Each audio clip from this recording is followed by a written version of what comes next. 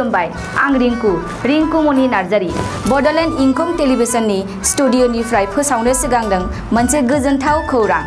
बडलेण्ड इंखं टेलिभिजना बानजायनो लादों all India लेभेलनि मोसानाय बादायलायनाय बडलेण्ड डान्स मास्टार सीजन 1।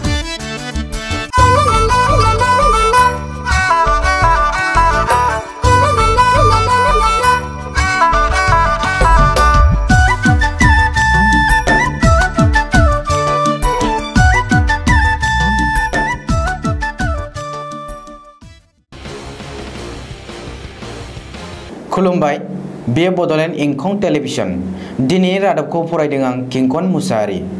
दिनैनि गाहाय रादाबफ्राव दं होम क्वारेन्टाइननि समखौ 7 सानसिम खमायबाय। होम क्वारेन्टाइनाव थानाय बीपीएल नखरनो सोरखारा गोनांथार मुवा बेसाद जगायगोन।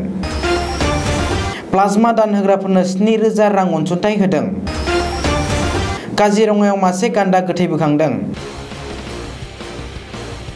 दानिया आबुं रादाब। आसामाव होम क्वारेन्टाइननि समखौ खमायनो थांखि लाबाय आसाम सोरखारा। सावस्रि आरो नखर अनसाय बिफाना बिथांखि लानाय बायदियै होम क्वारेन्टाइननि समखौ 14 साननि सोलाय 7 सान खालामनाय जासिगोन। बेनिफ्राय बे रोखा जाबायदि होम क्वारेन्टाइनाव थानाय कर'ना बेरामिफोरखौ एबा साफ्रोमबो सन्देह खालामजानाय सुबुंखौ 7 साननि उनावनो डिस्चार्ज खालामनाय जागोन। आसामनि सावस्रि मन्थ्रि डक्टर हिमन्त बिश्व शर्माया टुइटाराव टुइट खालामनानै बे बाथ्राखौ फोसावदों। कर'ना भाइरासनि अलखदनि समाव होम क्वारेन्टाइनाव थानांनाय गोरिब सिमना रेखा सिंनि नखर एबा बीपीएल बैसोगोरा सुबुं आरो देहायारि बेंगुराफोरनो रायजो सोरखारा गोनांथार मुवा बेसादफोरखौ जगायनो थांखि लादों। आसामनि सावस्रि मन्थ्रि डक्टर हिमन्त बिश्व शर्माया गावनि अफिसियेल टुइटार एकाउन्टआव टुइट खालामनाय बादिब्ला होम क्वारेन्टाइनाव थानाय बीपीएल नखर बैसोगोरा सुबुं आरो देहायारि बेंगुराफोरनो आसामनि सावस्रि आरो नखर अनसाय बिफाननि बिथिंनिफ्राय 2,000 रां गोनांथार मुवा बेसादफोरखौ जगायनाय जागोन।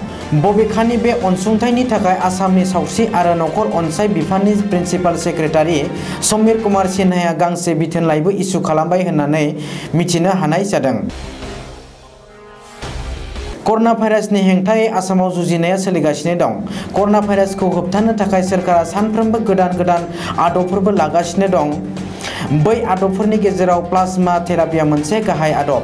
बबेखानि बे समाव आसामाव कर'ना भाइरासजों गाग्लोबजानायनिफ्राय गाहाम जाफिननाय सुबुंफोरनिफ्राय प्लाज्मा लानाय हाबाफारियाबो सोलिगासिनो दं। प्लाज्मा दान होनायखौ थुलुंगाखां होनो थाखाय आसामनि सावस्रि मन्थ्रि डक्टर हिमन्त बिश्व शर्माया माखासे जर'खा हाबाफारिफोरबो लादों। बेखिनियावनो प्लाज्मा दान होग्राफोरनो साफायाव 7,000 रां अनसुंथाइ होनायनि बागै मिथिनो हादों। मिथिनो मोननाय बादिब्ला जरहाट जिल्लायाव माखन गत्रानि मुंनि सासे फालांगिरिया गिबिसिन प्लाज्मा दान होग्रा सा 200 सोद्रोमाफोरनो साफायाव 7,000 रां अनसुंथाइ होदों। काजिरङा हायुङारि पार्कआव आरोबाव मासे गान्दानि गोथै सह बोखांनो हादों। शुक्रबारखालि हाग्रा बिफाननि मावफारियाफोरा काजिरङा हायुङारि पार्क सिङाव थानाय देवपानी दैमानिफ्राय मुंदांखा गं थसेयारि गान्दानि सहखौ बोखांनो हादों। काजिरङानि दुसुथि केम्पनि हाग्रा बिफाननि मावफारियाफोरा गोथै गान्दानि सहखौ बोखांदों। मख'नो गोनांदि कर'ना भाइरासनि अलखदनि समाव रायजोनाङै हालाय हाफाय खालामनाय गिख्रंथाव दैबानाया काजिरङा हाग्रानि बांसिन बाहागोआवनो लोमसावनानै हाग्रानि मि जुनारफोरखौबो हालाय हाफाय खालामदों। दिनैनि रादाबा एसेनोसै। गोजोन्थों।